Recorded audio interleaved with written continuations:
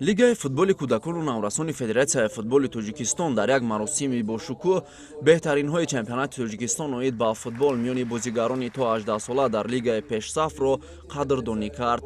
маросими ҷоизаспорӣ бо иштироки роҳбарияти федератсияи футболи мамлакат, намояндагони лигаи футболи кӯдакону наврасони тоҷикистон, инчунин ғолибон ва ҷоизадорони лигаи пешсаф миёни бозигарони то 18-сола дар як фазои тантанавӣ дар тарабхонаи Бухорои шаҳри Душанбе баргузор шуд.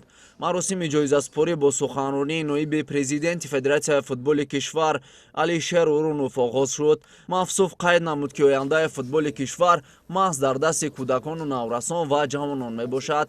аз ин рӯ федератсияи футболи мамлакат ба ин қишри ҷомеа аҳамияти махсус зоҳир менамояд. фаъолияти лигаи футболи кӯдакону наврасони федератсияи футболи тоҷикистон низ маҳз ба ҳамин самт равона гардидааст. аз ҷониби кумитаи тадорукот як қатор аз бозигарон бо ҷоиза сарфароз гардиданд. аз он ҷумла ҷоизаи ферплей ба дастаи клуби марказии варзиш Артиш тақдим шуд. Саидҷон Хоҷаев аз ҳайати дастаи равшани шаҳри Кӯлоб беҳтарин бозигари даста эътироф шуд.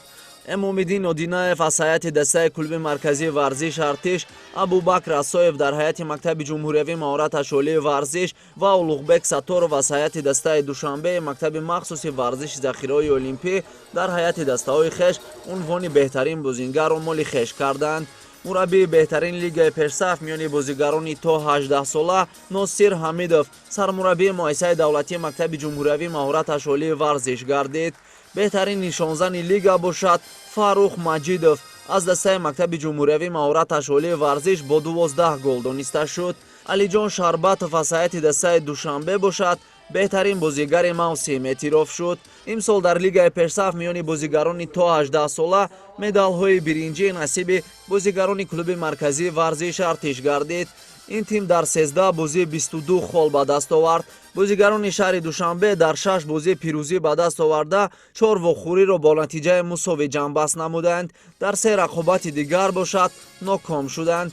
дастаи Душанбе мактаби махсуси варзиши захираҳои олимпӣ бо ба даст овардани 28 хол мақоми дуюмро соҳиб гардид ва аз ҷониби лигаи футболи кӯдакону наврасони федератсияи футболи мамлакат бо нишонҳои нуқра қадрдонӣ шуд. бозигарони шаҳри Душанбе дар 8 рақобат пирӯзӣ ба даст оварда 4 вохӯрии хешро бо натиҷаи мусовӣ ҷамъбаст намуданд ва танҳо дар як бозӣ ноком гардиданд. ба бозигарони муассисаи давлатии мактаби ҷумҳуриявии маҳорат ашолии варзиш оид ба бозиҳои даставӣ дар баробари нишонҳои зарин инчунин ҷоми қаҳрамонӣ супурда шуд.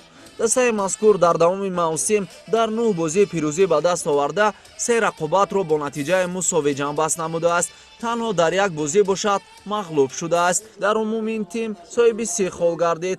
умед бар он мебандем ки маҳз аз миёни ин бозигарон беҳтаринҳо интихоб гардида шомили дастаҳои мунтахаби кишвар мешаванд.